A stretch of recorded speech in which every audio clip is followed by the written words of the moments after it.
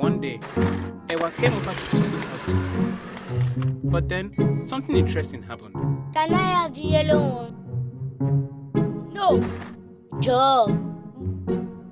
Bam. Oshe.